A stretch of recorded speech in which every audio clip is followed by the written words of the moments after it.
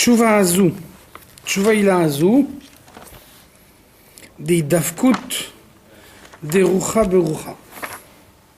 Donc on a défini la dernière fois la Tshuva supérieure, et donc on a vu que la Tshuva supérieure c'est le but du service de Dieu. La Tshuva inférieure c'est uniquement une étape préalable pour pouvoir arriver à la Tshuva supérieure. La Tshuva inférieure c'est ce qui permet d'effacer la trace des fautes. Donc c'est clair que quelqu'un qui a pas fait Tshuva sur les fautes qu'il a commises, quelqu'un qui a encore en lui la trace de ses fautes, ça le bloque dans son élévation. Donc la Tshuva Tata, la Tshuva inférieure, elle efface les fautes pour permettre l'élévation. Et donc une fois que la trace des fautes elle est enlevée, donc le but du service de Dieu, c'est la Tshuva supérieure qui s'applique aussi bien à celui qui a fait des fautes et qui les a effacées, qu'à celui qui n'a jamais fait de faute de sa vie. La Tshuva supérieure, c'est faire en sorte que la Neshama se trouve en bas dans le monde, à l'intérieur d'un corps physique, et que malgré tout, elle vive comme si elle était toujours là-haut. Donc c'est de cette façon-là qu'on arrive à résoudre le dilemme. En tout cas, ça c'est la réponse de l'Admour Hazaken. Quand la Neshama se trouve là-haut, elle n'est pas dans un corps, à ce moment-là, elle n'accomplit pas la volonté de Dieu, il n'y a pas moyen d'avancer dans les mondes supérieurs. Le seul moyen d'avancer, c'est de se trouver en bas dans le monde matériel. D'un autre côté, quand on est dans le monde matériel, alors on subit tous les attraits du monde matériel, il y a des tas de difficultés qui sont inhérents à la matière du monde qu'on ne peut pas éviter. Et donc finalement, on descend en bas, la Neshama elle descend en bas pour servir Dieu, et puis arrivé ici, elle s'aperçoit que finalement c'est pas si facile de servir Dieu. Donc c'est quoi la solution? La demande à laquelle nous dit, c'est d'arriver à vivre dans le monde matériel sans être réellement dans le monde matériel. On a juste le contact qu'il faut avec le monde matériel, et donc dans la mesure où tous les actes matériels, manger, boire, tout ce qui est nécessaire pour vivre, on le fait uniquement dans la mesure de la nécessité, mais on sait que la vie elle est ailleurs. On sait que la vie véritable, c'est le service de Dieu, c'est tout ce qui nous permet de nous attacher à Dieu. Donc, aborder le monde matériel de cette façon-là, c'est se soustraire au danger du monde matériel. C'est arriver à vivre dans le monde sans subir les limites du monde. Donc ça, c'est la définition de Tshuva Ila telle qu'on l'a vu dans le chapitre précédent. Donc maintenant, on nous dit comment ça se passe concrètement. Idavkut rucha berucha. Il s'agit que l'esprit de l'homme soit attaché à l'esprit de Dieu en permanence. Alors comment on y arrive? Aliadet Torah Gmilut Rasatim. Pour ça, il faut étudier la Torah et il faut faire des bonnes actions, c'est-à-dire faire les mitzvot en général. Quand on étudie la Torah, alors on attache son intellect à Dieu. Quand on fait les mitzvot, on attache ses sentiments, ses pensées, ses paroles et ses actions à Dieu.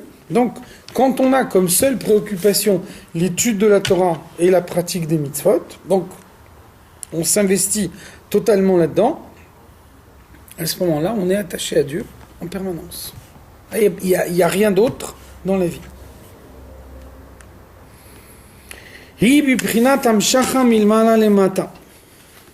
Donc le premier point, on a dit, c'est l'étude de la Torah. Donc qu'est-ce que c'est l'étude de la Torah? C'est une révélation du haut vers le bas. Liot dvar Hashem mamash bepiv, ça veut dire que quelqu'un qui étudie la Torah, il a la parole de Dieu dans sa bouche. Moshe Katuv, le verset il dit Va'asim dvarai beficha. Je place mes paroles dans ta bouche. Donc ça veut dire il n'y a pas la révélation de Matan Torah qui a été faite une fois pour toutes et puis ensuite on étudie quelque chose qu'on a déjà reçu au préalable. Chaque étude de la Torah, c'est une révélation de Dieu dans le monde. Donc il y a deux choses dans l'étude de la Torah. Il y a la connaissance de la Torah Et ensuite, il y a la possibilité d'attacher son intellect à Dieu par l'étude de la Torah. Donc la possibilité de s'attacher à Dieu par l'étude de la Torah, ça c'est l'apport de Matan Torah. La connaissance de la Torah, on l'avait d'ores et déjà avant Matan Torah. C'est écrit Lo Paska Yeshiva Me'avoteinu B'Mitzrayim. Tout le temps que les Bnei Israël étaient en Égypte, ils ont étudié la Torah. Donc il y a eu Matan Torah, non pas pour donner la connaissance de la Torah, parce que la connaissance de la Torah, on l'avait déjà. Simplement, comme on étudiait la Torah avant Matan Torah, on l'étudiait uniquement comme une connaissance intellectuelle.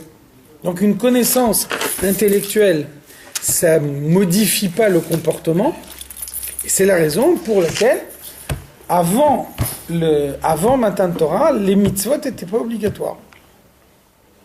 Avraham, Yitzhak et Yaakov, tous ceux qui ont fait les mitzvot avant Matan Torah, ils les ont fait par engagement personnel. Il n'y avait pas d'obligation de faire les mitzvot. Parce que faire les mitzvot, ça veut dire pouvoir s'attacher à Dieu par les mitzvot, et cette possibilité, avant Matan Torah, elle n'existait pas. Quand on étudiait la Torah avant Matan Torah, on l'étudiait uniquement comme une science. La possibilité de faire que cette science elle soit vécue au quotidien, elle n'existait pas avant Matan Torah. Donc c'est une idée très très forte. On a l'habitude de dire Matan Torah, c'est Dieu qui révèle la Torah au peuple juif. En fait, Dieu il n'a rien révélé du tout. Toute la Torah qui a été dévoilée au monde de Matan Torah, elle était connue d'ores et déjà. Pas telle qu'on la connaît. Telle qu'on la connaît. Il y a des rouleaux, il y avait alors, ça veut dire que le premier Sefer Torah, il a été écrit par Moshe Rabbeinu. Ça veut dire que dans chaque génération, on dévoile des explications nouvelles de la Torah. C'est clair que la manière d'utiliser un réfrigérateur pendant Shabbat, elle n'a pas été donnée formellement au moment de Matan Torah. Par contre, les principes, les règles qui nous permettent d'interpréter de quelle manière on doit utiliser un réfrigérateur pendant Shabbat, ça a été effectivement donné au moment de Matan Torah. Donc c'était connu à l'avance. Quand on étudie un problème nouveau, on l'étudie à la lumière de règles qui sont d'ores et déjà connues. Donc finalement, on fait une déduction à partir de règles existantes, ce qui fait que l'explication nouvelle, elle est nouvelle que relativement. Mais quand vous dites qu'on connaissait la Torah, on ne connaissait pas, il n'y avait pas les 5 livres, il n'y avait pas le Bereshit, Shemot, etc. Il n'y avait pas tout ça. Il y avait le contenu de la Torah. Et sous quelle forme? Sous quelle forme? Sous une forme orale. Et il y avait Shem et Ever, ils avaient 2 yeshivot. Il y avait une yeshiva on étudiait Torah chez Birtav, une yeshiva on étudiait Torah chez Balpé. Ça remonte à quand alors? Ça remonte à la création du monde. On a un livre de Kabbalah qui a été écrit par Adam Arishon. Avram Avinu, il reçoit les anges chez lui à la maison. Il leur sert des matzot, parce que c'est Pessah. On est plusieurs centaines d'années avant la sortie d'Égypte. Donc c'est des mitzvahs. Donc c'est pas une mitzvah, parce que c'est à partir de Matan Torah que le fait de manger des matzot à Pessah est devenu une mitzvah. Par contre, avant Matan Torah, avant Yetziat Mitzrayim et avant Matan Torah, le principe de manger des matzot à Pessah était connu, en tout cas Abraham le connaissait, mais il n'était pas connu en tant que mitzvah, il était connu en tant qu'engagement personnel. Et donc, quand Abraham mangeait des matzot à Pessah, il le faisait en tant qu'engagement personnel, pas en tant que mitzvah. Et il ne savait pas que manger des mitzvot, des matzot par rapport à la sortie d'Égypte. Bien sûr, il le savait. Évidemment, il le savait. Il savait ce que serait la sortie d'Égypte, et il savait que après la sortie d'Égypte, il y aurait une mitzvah de manger des matzot. Seulement, à l'époque, évidemment, la mitzvah des matzot n'était pas encore donnée puisqu'on n'était pas encore sorti d'Égypte.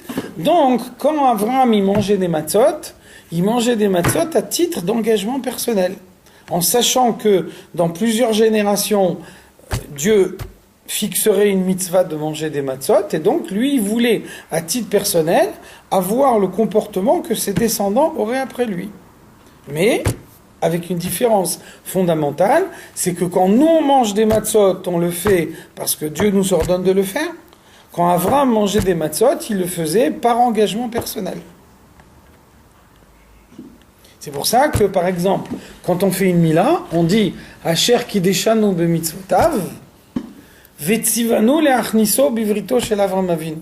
Asher kideshanu b'mitzvotav, c'est Matan Torah, c'est Moshe Rabbeinu. Donc dans la bracha, on mentionne Moshe Rabbeinu avant de mentionner Avraham. Avraham, c'est le premier qui a fait la mila. Mais quand nous on fait la mila, on ne fait pas la mila à cause d'Avraham. On fait la mila à cause de Matan Torah, à cause de Moshe Rabbeinu. Toutes nos mitzvot sont des mitzvot qui ont été réévaluées au moment de Matan Torah. Mais Dieu, Hachem, il aurait changé les règles du jeu. Non. Il n'a pas changé. Au contraire, il a instauré des règles au moment de Matan Torah. Et avant Matan Torah, il n'y avait pas de règles.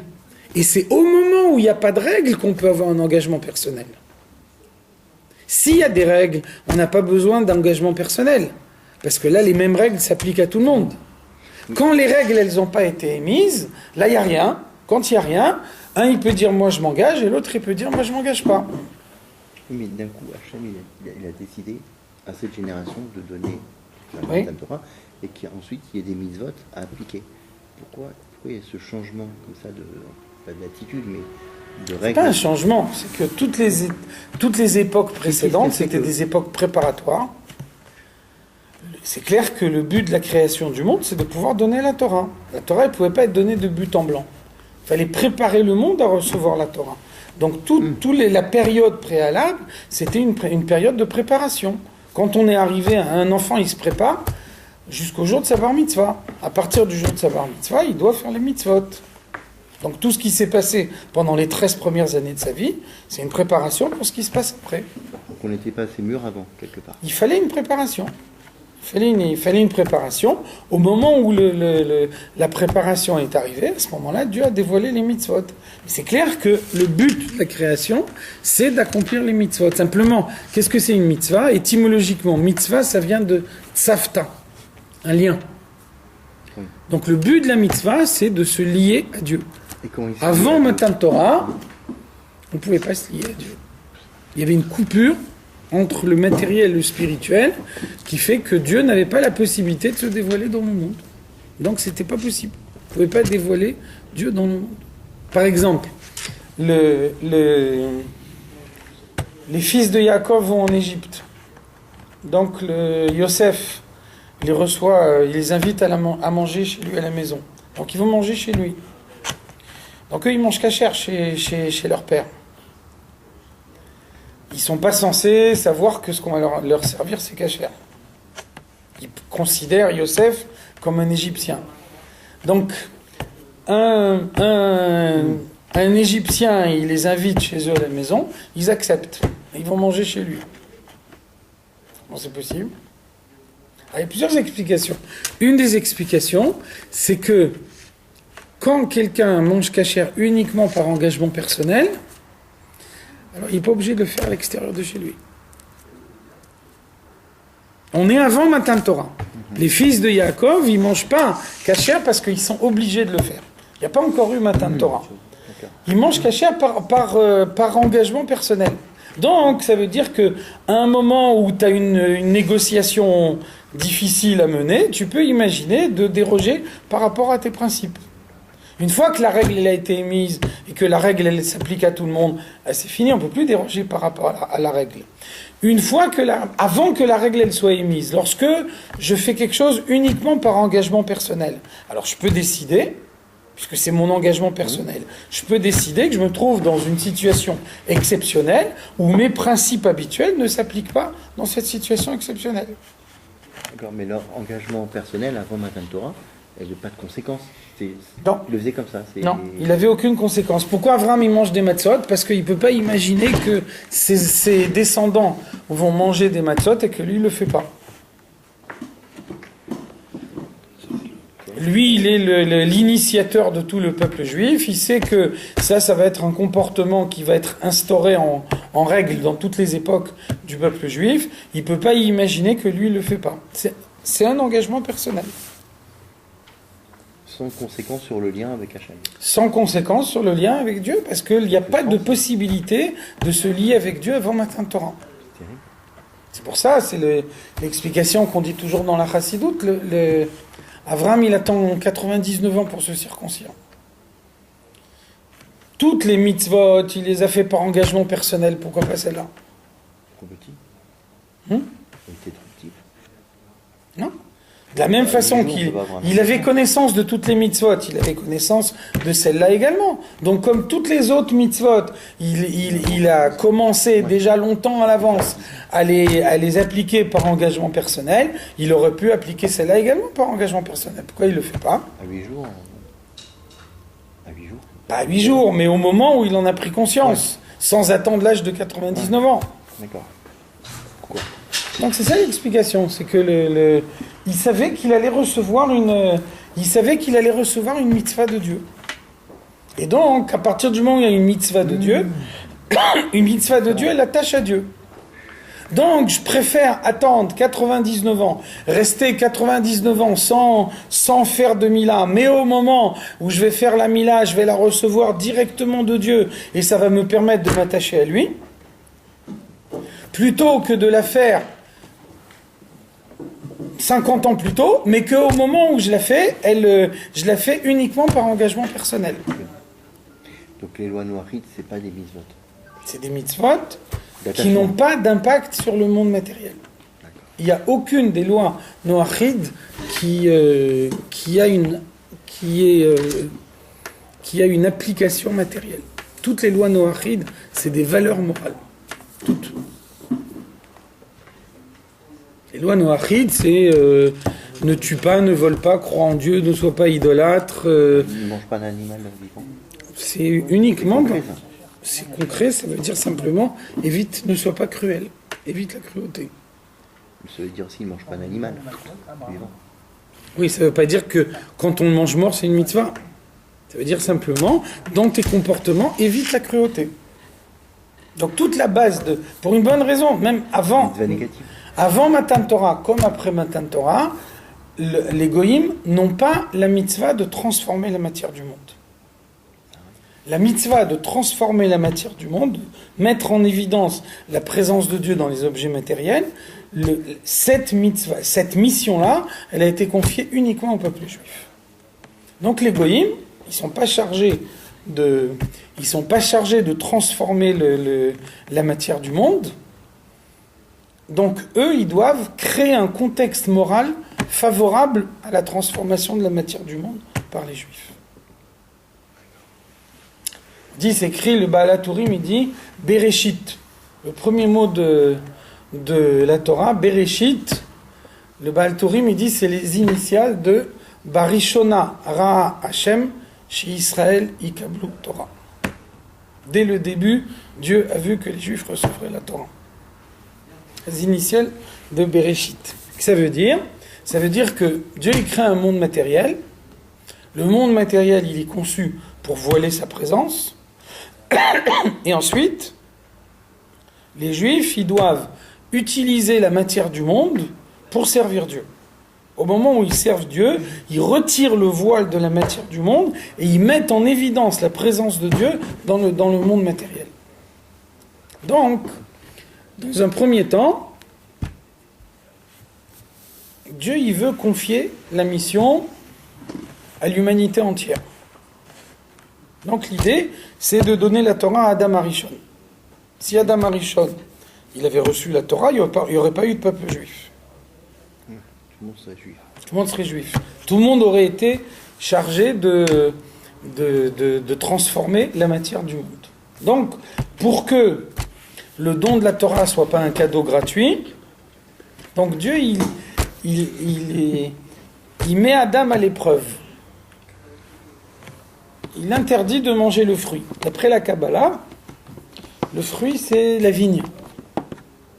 Ça veut dire que l'interdiction de manger le fruit, c'était pendant 3 heures.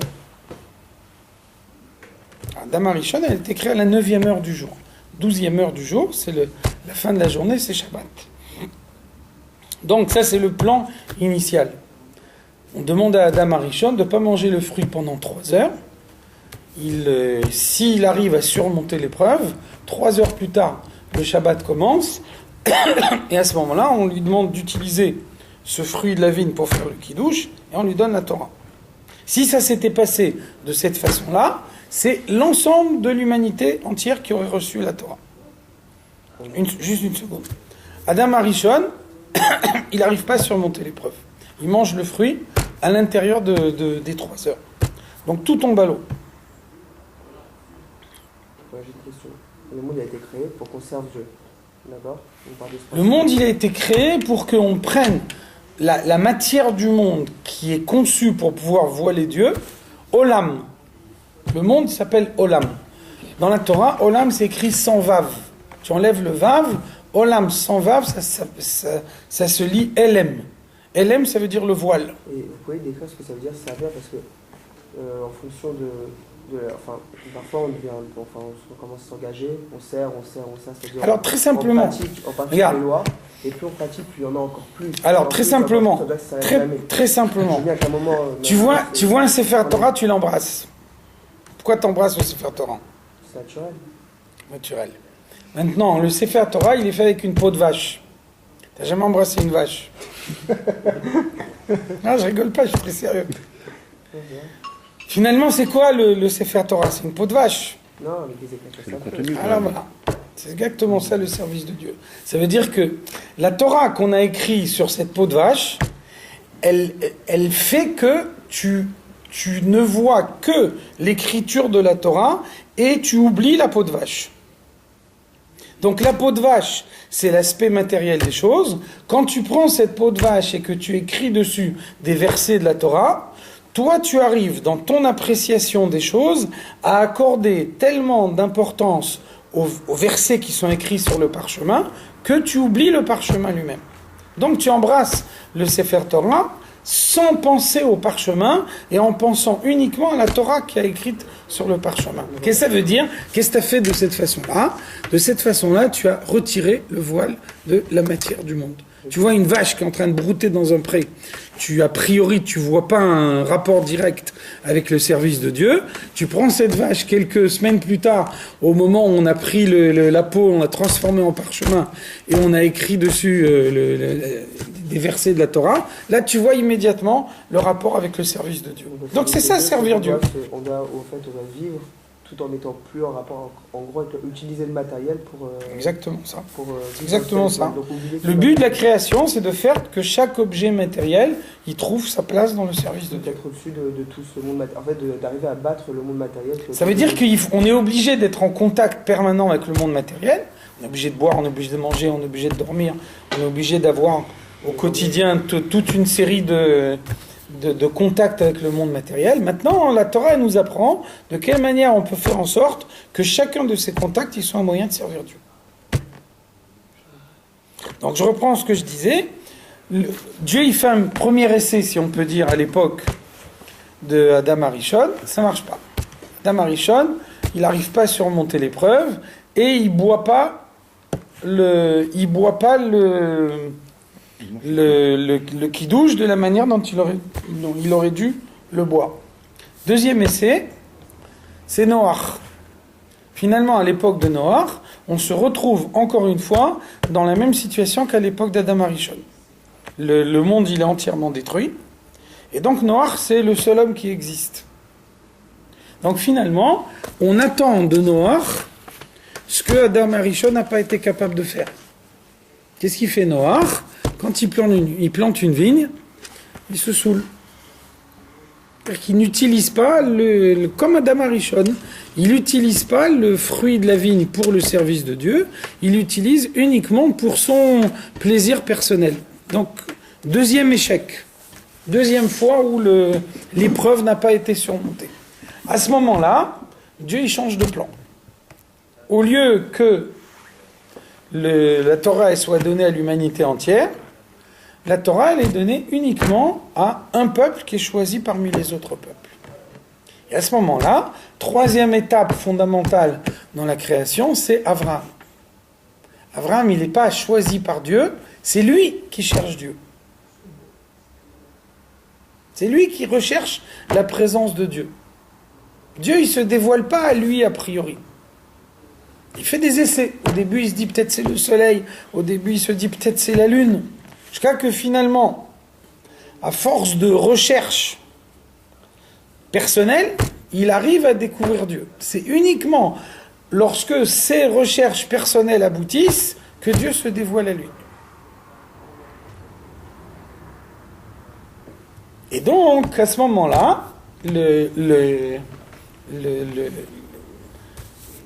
dit, au lieu que ce soit l'humanité entière qui soit chargée de transformer la matière du monde, ça sera uniquement la descendance d'Abraham. D'où l'explication du Baal HaTurim. Bereshit, ça veut dire Barishona Ra Hashem chez Israël Ikablu Torah. Ça veut dire ne crois pas que Dieu il a fait 2 essais, que les 2 essais ils ont été ratés et que c'est uniquement le 3e essai qui a été réussi. A priori, ça devait se passer comme ça. A priori, Dieu il a créé le monde de telle façon qu'il fallait qu'il y ait dans le monde un peuple juif. Seulement, il fallait des étapes préalables pour pouvoir arriver à ça.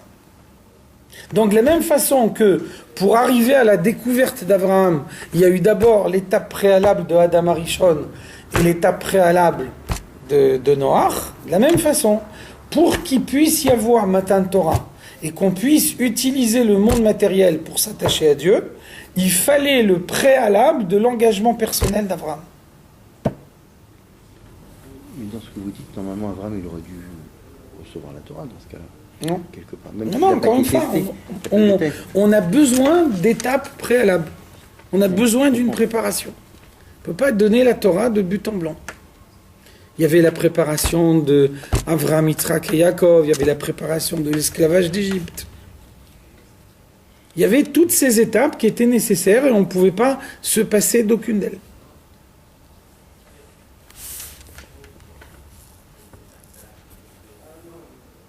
Donc Moshe, il n'a pas eu le droit, entre guillemets, au test. Un test. Lui, non. C'est Dieu qui l'a presque imposé, quoi. Il a eu un test en tant que... réussi. Il a eu un test en tant que chef du peuple juif. Il n'a pas eu un test en tant que Matan Torah, parce que le Matan Torah, il devait se produire à ce moment-là.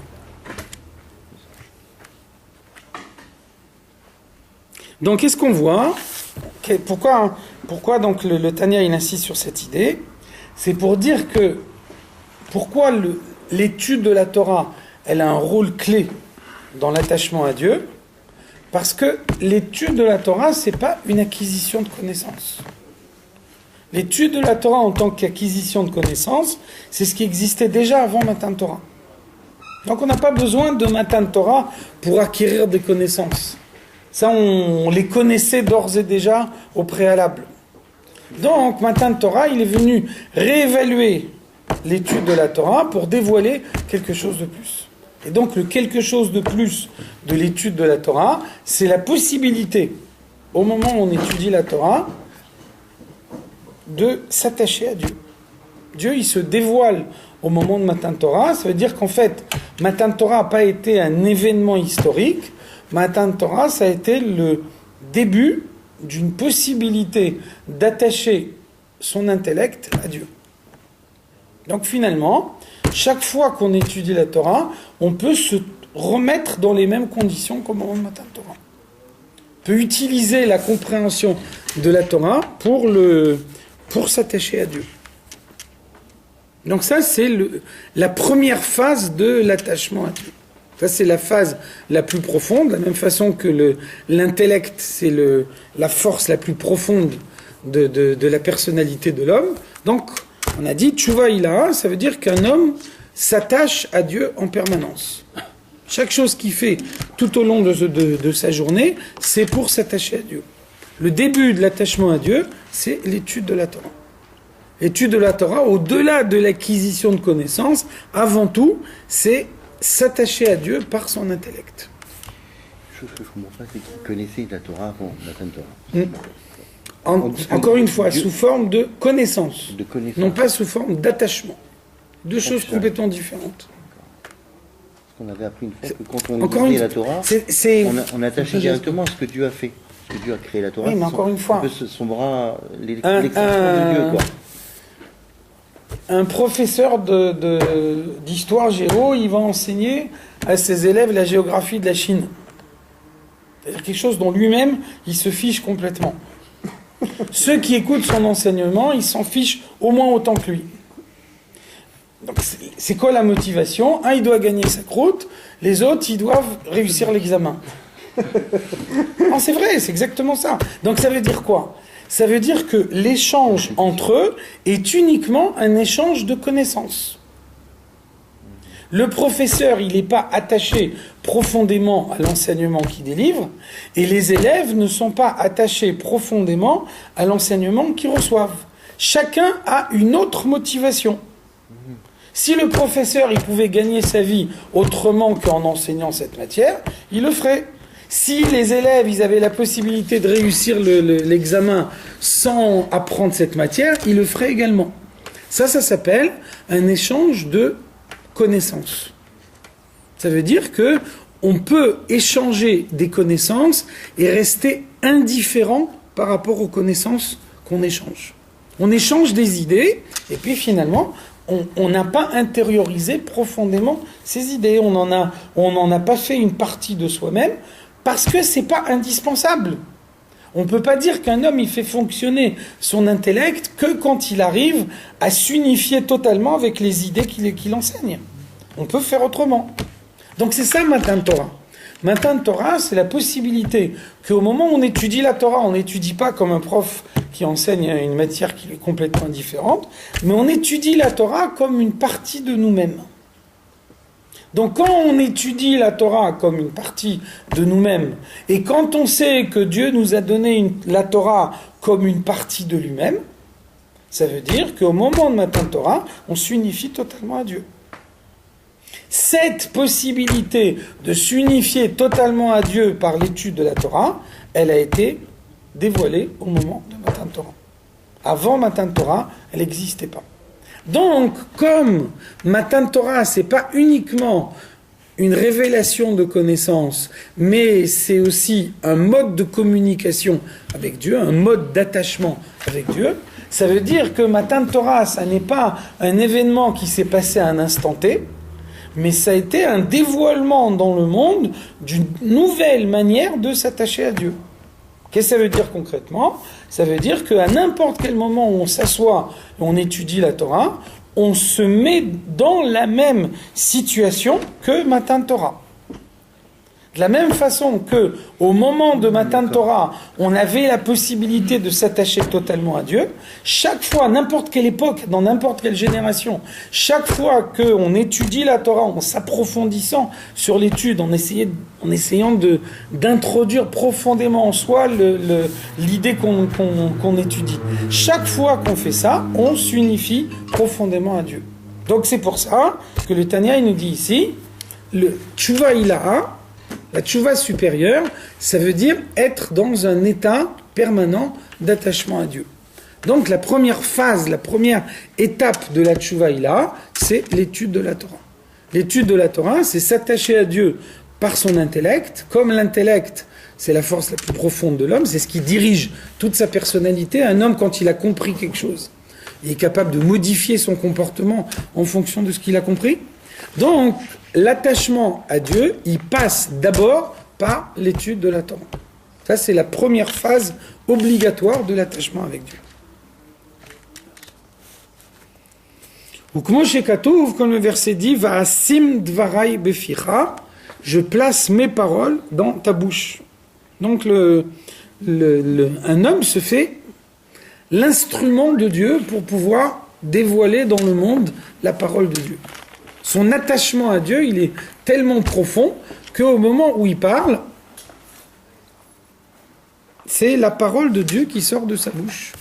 C'est pour ça qu'on nous dit le Kol ma shetalmid vatik atid lechadesh, akol nitan le Moshe misinai.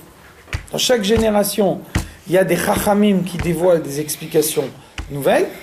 Tout ça a déjà été donné à Moshe sur le mont Sinaï. Qu'est-ce que ça veut dire? C'est-à-dire que potentiellement, toute la Torah, elle a été donnée sur le mont Sinaï.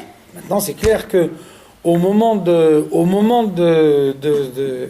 Matan Torah, Dieu, il n'a pas pu dévoiler la manière d'utiliser un réfrigérateur pendant Shabbat. Donc, quand par la suite, on a commencé à fabriquer des réfrigérateurs et qu'on s'est posé la question de quelle manière un réfrigérateur il peut être utilisé pendant Shabbat, à ce moment-là, des Talmidei Chachamim, c'est-à-dire des gens qui sont profondément attachés à Dieu par leur intellect, ils ont commencé à raisonner avec l'intellect de la Torah en disant de quelle manière, quel comportement, quelle attitude on doit adopter pendant le Shabbat envers un réfrigérateur. Ces gens-là, ils ne sont pas motivés par leur intelligence particulière ou par leur connaissance particulière. Avant tout, ils sont attachés à Dieu. Comme ils sont attachés à Dieu, alors, au moment où ils nous disent le Shabbat, on utilise le réfrigérateur de telle et de telle autre façon, alors c'est la parole de Dieu qui émane de leur bouche. C'est pour ça que la Gemara, elle parle de David Améler, elle nous dit le Avaye imo ve'alacha kemoto. Dieu est avec lui et la halacha est tranchée selon son avis. Donc a priori, si on dit la halacha est tranchée selon son avis, il y a plusieurs avis, c'est son avis à lui qui est systématiquement retenu, donc on pourrait penser c'est quelqu'un qui a plus de connaissances que les autres. Et parce que c'est un plus grand érudit, c'est lui qui est capable de déterminer la halacha dans chaque situation.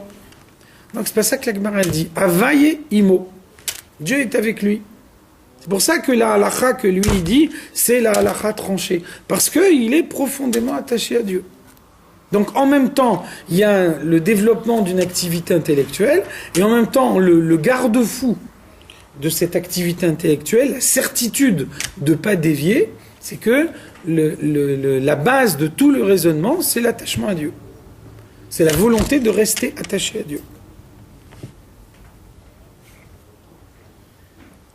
Donc ça, c'est l'étude de la Torah. Après, on a dit « Vimino techabkeni ». Il y a un verset dans Shir HaShirim, on dit « Yimino techabkeni ». Son bras droit m'étreint. Bigmilut chassadim, ça ce sont les bonnes actions, les mitzvot. Des chesed droit yemina, puisque le chesed c'est le bras droit. Le bras droit de Dieu, c'est le dévoilement du chesed dans le monde. Donc ça veut dire, un homme étudie la Torah, il attache son intellect à Dieu. Un homme accomplit des mitzvot, au moment où il accomplit des mitzvot, il sent le bras droit de Dieu qui l'étreint. Donc si on arrive à s'attacher à la Torah en permanence, si on arrive à accomplir des mitzvot en permanence, ça veut dire qu'on est en permanence attaché à Dieu. Donc ça, c'est le but du service de Dieu. Ça, c'est le sommet, ça, c'est la forme la plus parfaite du service de Dieu. Ça n'a pas le même impact. Si vous faites une mitzvah en connaissance de cause, que si vous la faites, si vous la faites avec distance, ou si vous la faites... C'est pour ça qu'on a dit que la phase première, c'est l'étude de la Torah. Mais si vous étudiez la Torah juste pour un exercice mental, par exemple. C'est clair. Parce qu'on ne s'attache pas à Dieu. D'accord. Bien sûr. Et c'est pour ça qu'on disait que le matin de Torah, il devait être préparé. Et si on étudie en voulant s'attacher à Dieu, et malgré tout ça, on a toujours un Yetzara qui est assez fort pour nous. Alors, tant qu'on vit dans le monde, on a un Yetzara. On n'arrive jamais à s'en débarrasser. Il est très fort, il a depuis le temps, il a bien appris son métier, il connaît bien, en plus, il est évolutif, il sait s'adapter à toutes les situations. Donc se débarrasser du Yetzara, c'est pas possible. Donc qu'est-ce qu'il faut ? Il faut être sur le qui-vive. On dit en français, un homme averti en vaut deux. Ça veut dire que le fait d'être en permanence sur la brèche, ça permet de lutter. Mais maintenant, c'est illusoire de penser que on arrivera un jour à se débarrasser du Yetzara. Le Tanya, il nous définit le Beinoni. Le Tanya, il nous dit le Beinoni, c'est celui qui a un comportement identique au Tzadik. N'empêche que le tzaddik, c'est quelqu'un qui est différent de tous les autres juifs, et Dieu n'a pas mis de mal dans sa personnalité, alors que le Beinoni, lui, il a du mal dans sa personnalité jusqu'à son dernier jour. Et donc, s'il a un comportement identique au tzaddik, c'est parce qu'il lutte en permanence. On ne peut jamais arrêter la lutte. Donc, on a besoin de se battre en permanence. Mais à aucun moment, on pourra dire « j'ai éliminé définitivement mon Yetzer Hara ». Ça, c'est pas possible.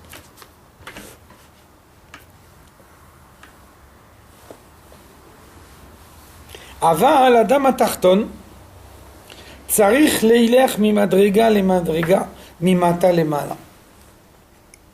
Donc, première définition de Tchouva Ilaha, le but de l'existence, la mission que chacun reçoit ici en bas dans le monde, c'est de s'attacher à Dieu en permanence. Deuxième définition, deuxième complément de définition, le service de Dieu, ça n'est pas une situation de stagnation. Il faut avancer en permanence. Qu'est-ce que ça veut dire avancer en permanence ? Ça veut dire que chaque chose qui est acquise ne fait plus partie du service de Dieu. Quelqu'un, il n'a pas l'habitude de mettre les tefilines. Donc pour lui, il s'habitue à mettre les tefilines, c'est un effort énorme. Et donc il se lève le matin, il doit lutter sur lui-même pour mettre les tefilines. Quand il met les tefilines, il sert Dieu. Ça s'appelle service de Dieu. Maintenant, à force de mettre les tefilines, il va arriver un jour où pour lui, ça va devenir un acte naturel. Ça s'appelle plus servir Dieu. Attention, ça ne veut pas dire qu'on peut se dispenser de mettre les tefilines. Mais ça veut dire que à partir du moment où ce comportement-là, il est acquis, on n'a plus besoin de faire un effort parce que c'est devenu un comportement naturel. Ça veut dire qu'à partir de maintenant, le service de Dieu, il doit se placer haut. Donc c'est ça, avancer dans le service de Dieu. Avoda, on a déjà vu le avoda, service de Dieu. Avoda, ça vient de orot avoudim. Orot avoudim, ça veut dire des peaux tannées. Donc on parlait tout à l'heure de la peau de la vache, et bien que on tanne une peau pour en faire du cuir. Donc qu'est-ce qui fait la différence entre la peau d'une vache et le cuir ? C'est qu'une fois qu'on a tanné, une fois qu'on a transformé, que le parchemin, que la peau de la vache, elle a été transformée en cuir, son apparence a été complètement modifiée. Vous voyez un morceau de cuir, vous ne reconnaissez pas du tout la peau qui était sur le dos de la vache à l'origine. Donc c'est ça le service de Dieu. Il y a un service de Dieu que dans un acte de transformation. Quelque chose qui implique un renversement de sa situation, ça s'appelle servir Dieu. Dès l'instant où un comportement est acquis, ce comportement, il est louable, il est positif, il est indispensable, mais il ne permet pas de servir Dieu. C'est pour ça qu'il y a une très belle expression du Ramban, Nachmanide. Lui, il nous dit, on peut imaginer quelqu'un qui fait toutes les mitzvot, comme c'est écrit dans Shulchan Aruch. Il fait toutes les mitzvot, il est yotse de tout. Il a tout accompli. Seulement, il ne met pas son effort dedans. Il fait juste ce qu'il faut pour accomplir la volonté de Dieu, mais lui, en vérité, il a encore une attirance vers les plaisirs du monde, son intérêt, il est ailleurs. Mais, dans son comportement concret, on ne peut rien lui reprocher, parce que d'après le Shulchan Aruch, il a fait exactement tout ce qui est écrit dans le Shulchan Aruch. Le Ramban, il nous dit, cet homme-là, il est naval birshut Torah, un voyou avec la permission de la Torah. C'est l'expression du Ramban. Ça veut dire, d'un point de vue du Shulchan Aruch, on ne peut rien lui reprocher. On va prendre n'importe quel paragraphe du Shulchan Aruch, on va voir qu'il est yotse, mais au moment où il accomplit la mitzvah, il ne cherche pas à s'attacher à Dieu. Il connaît son devoir, donc il fait son devoir pour s'acquitter de son devoir. Une fois qu'il est acquitté de son devoir, sa tête elle est ailleurs. Donc vous voyez bien qu'il y a deux choses. Il y a accomplir la mitzvah et il y a servir Dieu. Accomplir la mitzvah, ça veut dire faire tout ce qui est écrit dans Shulchan Aruch. Servir Dieu, ça veut dire là où ça fait mal. Si ça fait pas mal, ça s'appelle pas servir Dieu. Il faut arriver à se vaincre soi-même. C'est ça le service de Dieu. Et c'est pour ça que le Tanya il nous dit ici, ça suffit pas d'être attaché en permanence à Dieu. J'étudie la Torah. Chaque fois que je peux étudier la Torah, j'accomplis une mitzvah. Chaque fois qu'il y a une mitzvah qui se présente à moi, c'est bien, c'est parfait, mais c'est pas suffisant. Parce que même en faisant tout ça, on peut arriver à un moment à un phénomène d'accoutumance. Dès l'instant où on est dans une situation d'accoutumance, même d'une accoutumance du bien, ça ne s'appelle plus servir Dieu. Il y a un service de Dieu qu'à partir du moment où il y a un effort de la part de l'homme. Il fait un effort pour sortir de ses propres limites. Il essaye de sortir de lui-même.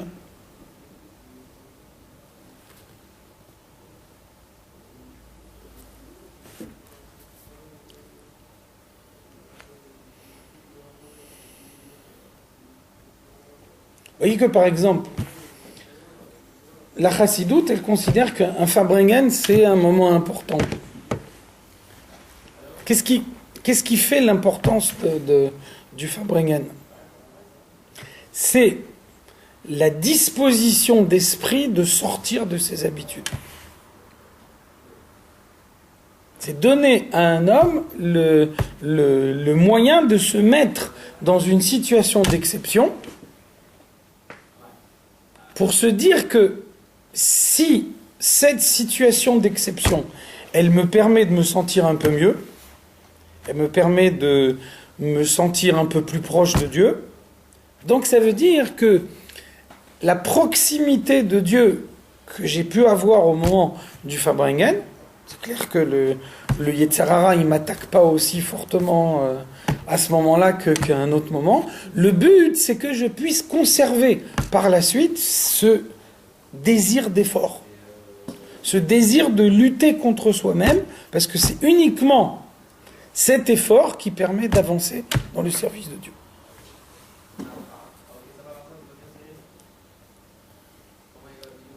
Donc, hi prinat shuva ilaha.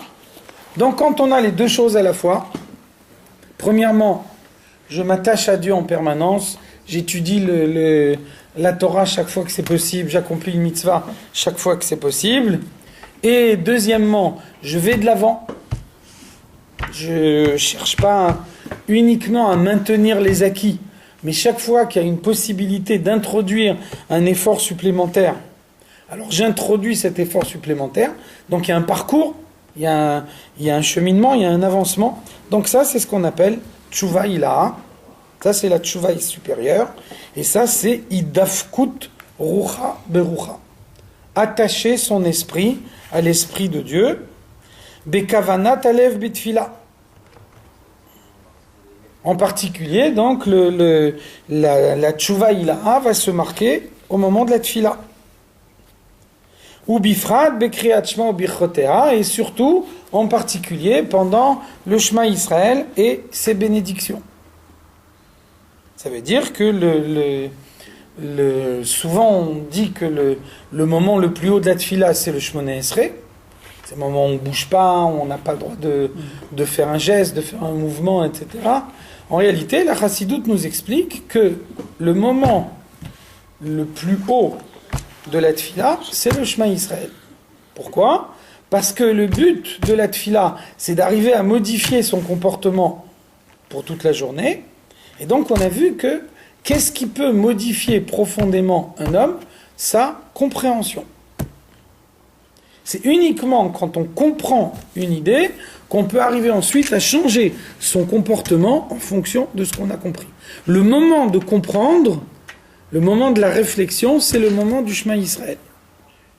Donc tout ce qu'il y a avant le Shema Israël, tout ce qui Psuké des Imra, Baor Shehamar, ça c'est pour réveiller les sentiments, pour réveiller l'émotion. Jusqu'à Odou, jusqu'à Baor Shehamar, on essaye de réveiller en soi un sentiment de soumission. Ensuite, entre Baor Shehamar et Ishtabar, on essaye de réveiller son émotion, ses sentiments. Tout ça, ça ne suffit pas. La soumission, il faut l'entretenir, sinon elle ne se maintient pas d'elle-même. Un sentiment, il est éphémère. Au moment même où l'événement il se passe, on est très ému, et puis après, une fois que c'est passé, le sentiment, il s'estompe. Donc après, on arrive au Kriyat Shema, et c'est là qu'on est dans la phase centrale de la Tfila. Parce que le Kriyat Shema, c'est la réflexion, c'est la compréhension, et c'est la compréhension qui peut modifier profondément le comportement pour toute la journée. Donc après, il y a la Hamida, et la Hamida, c'est le moment où la soumission elle est totale, mais en réalité, la soumission totale de la Hamida, elle est uniquement la conséquence de la réflexion du Shema Israël. Donc concrètement, le moment le plus haut de la Tfila, c'est la Hamida, parce que c'est là que la soumission elle est totale. Mais dans la pratique, le moment le plus important de la Tfila, c'est le Shema Israël. Si le Shema Israël il n'a pas amené la réflexion qu'il devait amener, alors la Hamida elle n'apportera pas le bitoul qu'elle doit apporter. Donc la seule chose qui transforme l'homme, c'est sa compréhension. Le moment de comprendre, Hashem Elokeinu, Hashem Echad, on a vu avant longuement dans Shara Yichud Vaimuna, Hashem Echad, ça ne veut pas dire Dieu étant, c'est beaucoup plus vaste. Hashem Echad, ça veut dire il n'y a que Dieu qui existe réellement. Il n'y a que Dieu qui possède l'existence véritable. Donc tout ce qui se passe dans le monde, ça se passe par la volonté de Dieu. Donc c'est pas parce que je suis plus malin que les autres commerçants que je vais gagner plus d'argent qu'eux. C'est pas parce que moi je sais mieux mentir que les autres que je vais arriver à les convaincre. C'est pas parce que je vais faire telle chose ou telle chose. Tout ce qui se passe dans le monde, c'est la volonté de Dieu. Donc le moment de réfléchir à ça et de s'en convaincre, c'est le moment du Shema Israël. Et après, il faut que cette réflexion elle soit suffisamment profonde pour pouvoir ensuite modifier le comportement de toute la journée.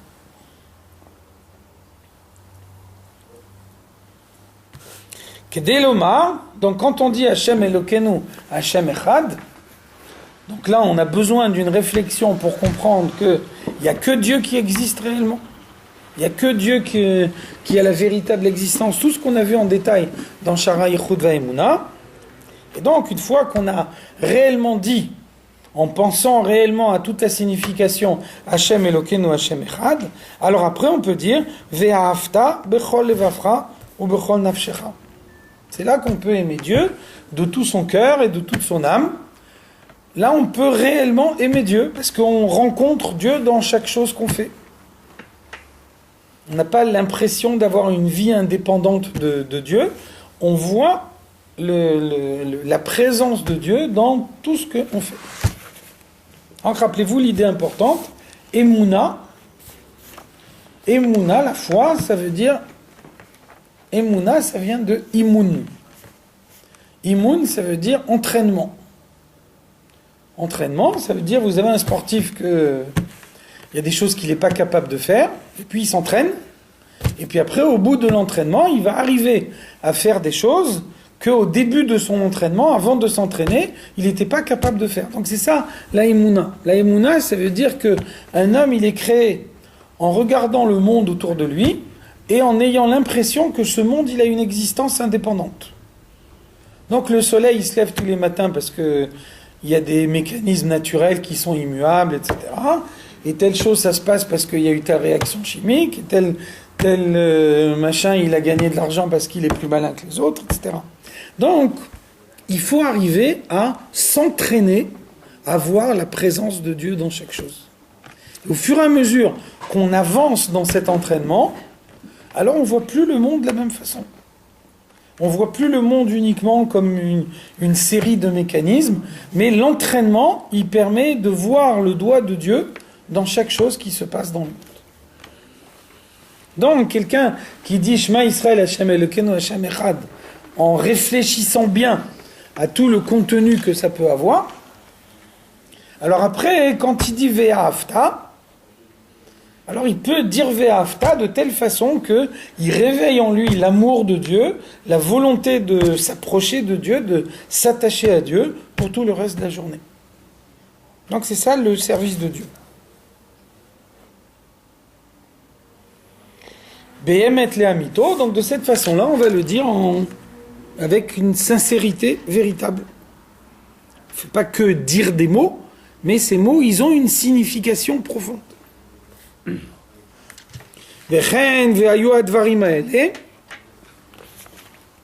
Quand on dit Ve'ayu advarim ha'ele, ces paroles-là seront sur ton cœur, donc on les sent véritablement sur soi. On les sent pendant toute la journée. Ve'dibar tabam, tu parleras. Ça veut dire que chaque fois qu'on a une conversation,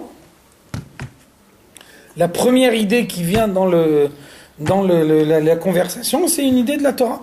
On a une discussion avec quelqu'un, il y a des fois on est obligé d'échanger des paroles avec quelqu'un. Maintenant, une rencontre, elle n'est jamais fortuite. Donc, quand on rencontre quelqu'un, c'est aussi pour échanger un mot de Torah avec lui, pour échanger un mot d'encouragement à faire une mitzvah, etc. Donc, ça, c'est l'idée qu'on doit avoir en permanence dans son esprit. Quand quelqu'un il a cette idée-là en permanence dans son esprit, alors il est attaché à Dieu en permanence.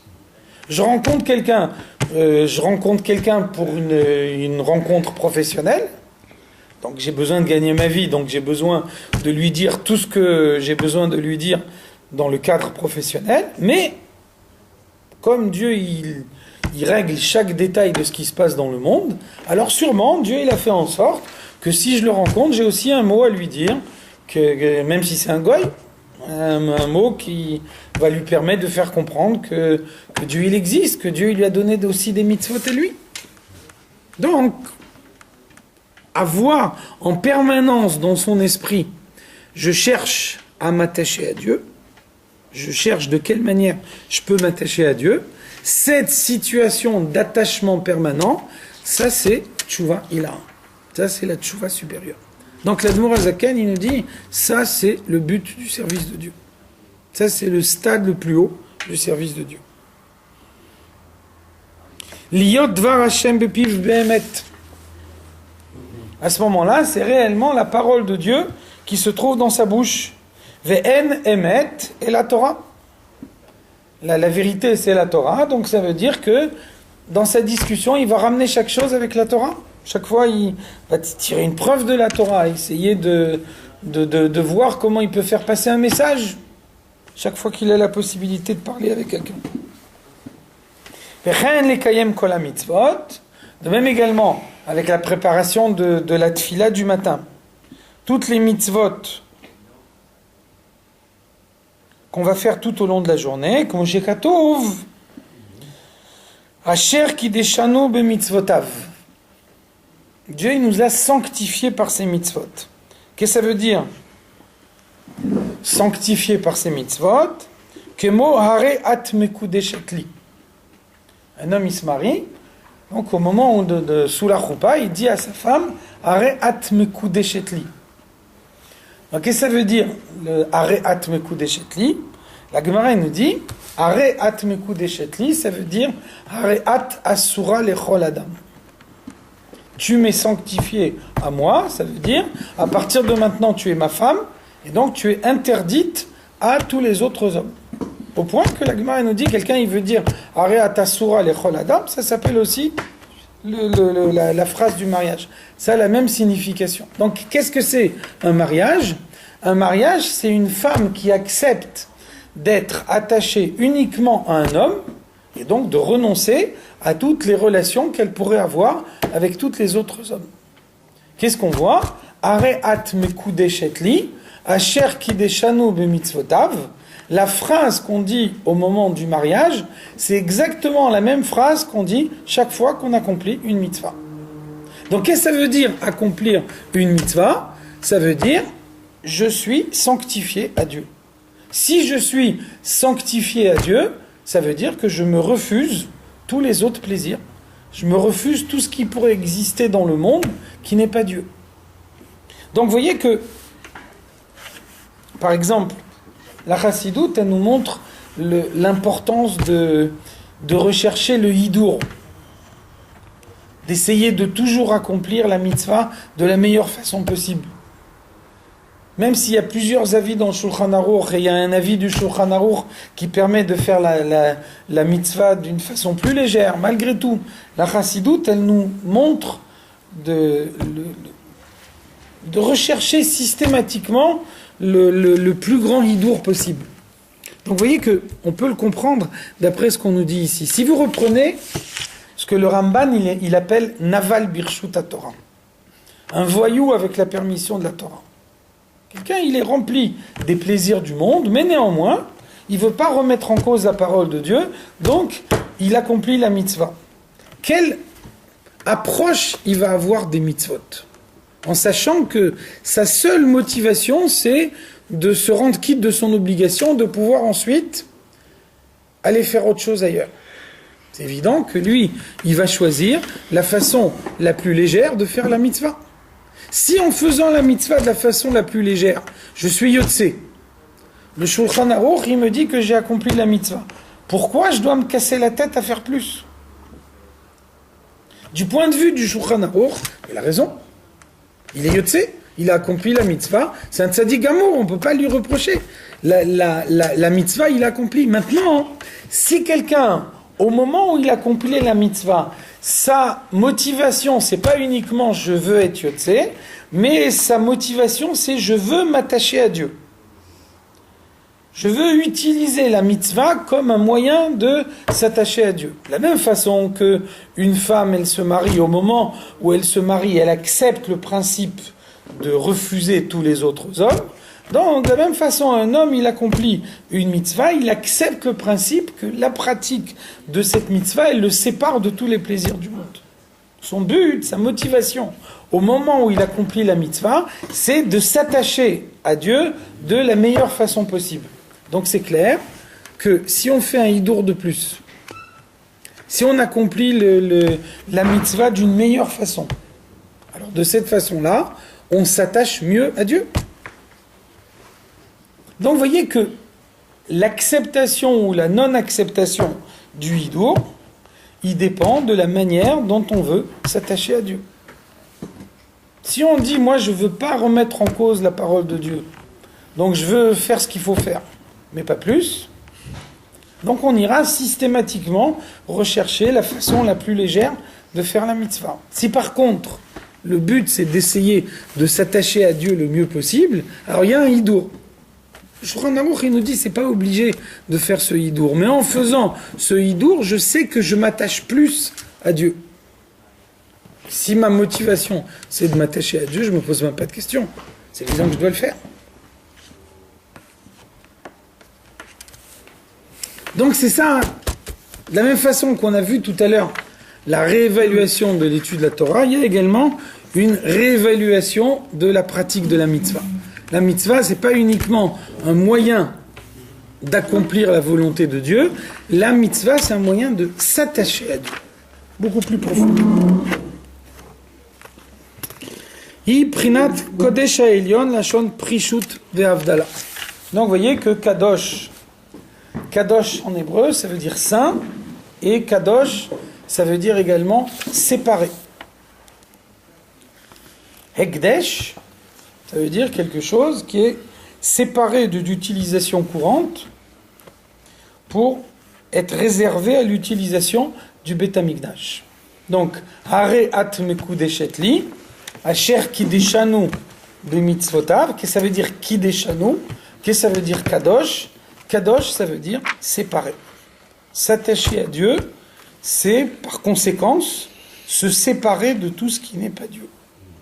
Se séparer de toute situation dans laquelle on ne ressent pas la présence de Dieu. Chez Eno Yachol Leitlabesh Toch Almin, la Kedusha, c'est la lumière de Dieu qui est trop haute pour pouvoir s'introduire dans le monde, pour pouvoir s'introduire dans la création.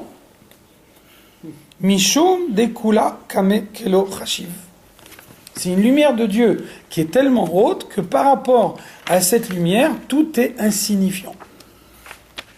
Et donc, ça veut dire que s'attacher au plaisir du monde, renoncer à la meilleure façon possible de s'attacher à Dieu pour s'attacher au plaisir du monde, c'est renoncer à la lumière de Dieu la plus haute pour se contenter de la lumière la plus réduite.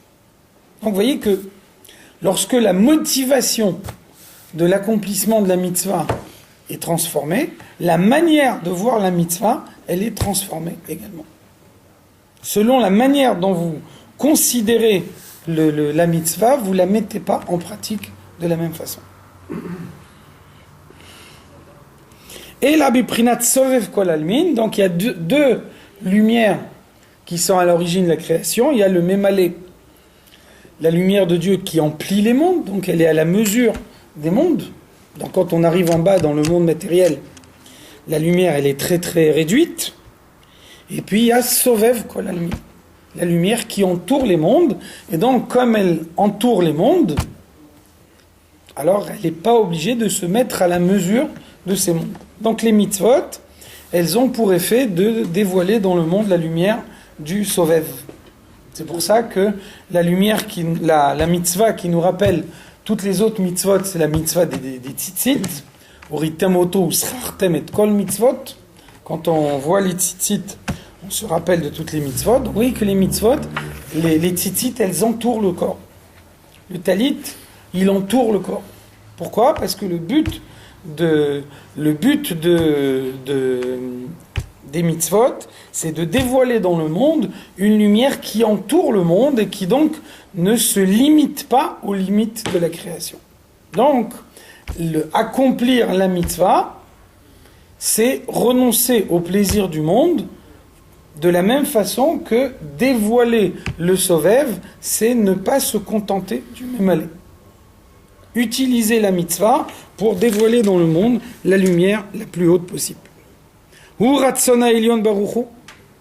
C'est pour ça que les mitzvot sont la volonté de Dieu. Vous voyez que il y a une différence fondamentale entre la volonté et la compréhension. La compréhension, on peut la découper en morceaux. Vous pouvez dire, j'ai compris 50% de ce que tu viens de dire. Ça veut dire que si vous avez compris, si vous n'avez pas compris 50%, les 50% que vous n'avez pas compris ne remettent pas en cause les 50% que vous avez effectivement compris. Une idée, elle peut se découper en plusieurs parties, et donc on peut comprendre la première partie et pas la deuxième. Si vous n'avez pas compris la deuxième partie, ça ne remet pas en cause la première partie qui a été effectivement comprise. Par contre, la volonté, elle est d'un seul bloc. Mais non, il n'est pas divisé. La volonté, c'est je veux ou je veux pas. Non, mais la volonté, elle peut... Deux minutes. La volonté, c'est je veux ou je veux pas. Il n'y a pas je veux à moitié ou je veux aux trois quarts, c'est pas la même chose. Si on peut dire par exemple, ma volonté elle n'est pas satisfaite, donc je me contente de 50% de ce que j'avais demandé au début. Ça s'appelle un changement de volonté. C'est plus la même volonté. La définition de la volonté, c'est qu'elle est d'un seul bloc. On ne peut pas découper la volonté comme on découpe la compréhension. Donc, l'étude de la Torah, c'est dévoiler dans le monde la compréhension de Dieu. Les mitzvot, c'est dévoiler dans le monde la volonté de Dieu. Donc, la volonté de Dieu, elle est d'un seul bloc. Qu'est-ce que ça veut dire d'un seul bloc ? Ça veut dire qu'elle dépasse les limites de la création. Donc, mettre en pratique la mitzvah, ça veut dire dévoiler dans le monde une lumière qui vient de plus haut que le monde. Donc, vous voyez que même logiquement, on est obligé de dire que pour pouvoir avoir comme motivation de dévoiler dans le monde la lumière qui vient de plus haut que les limites, il faut renoncer à la lumière de la limite. C'est clair que la lumière de la limite, elle fait obstacle au dévoilement de la lumière qui vient de plus haut que la limite.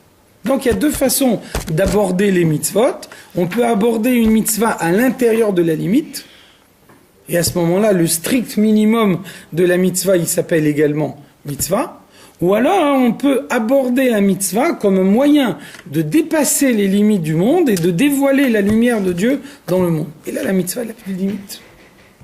Donc cette mitzvah qui n'a plus de limite, elle permet effectivement de dévoiler Dieu. Si le comportement c'est une succession de mitzvot, à ce moment-là, on est attaché à Dieu en permanence.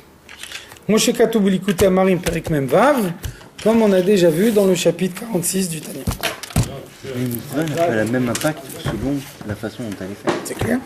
Comme on disait tout à l'heure, quelqu'un qui a un mal fou à mettre les tefilines et quelqu'un qui le fait parce que pour lui c'est un acte naturel, même si les deux ils font la même chose, ça n'a pas la même valeur pour l'un et pour l'autre.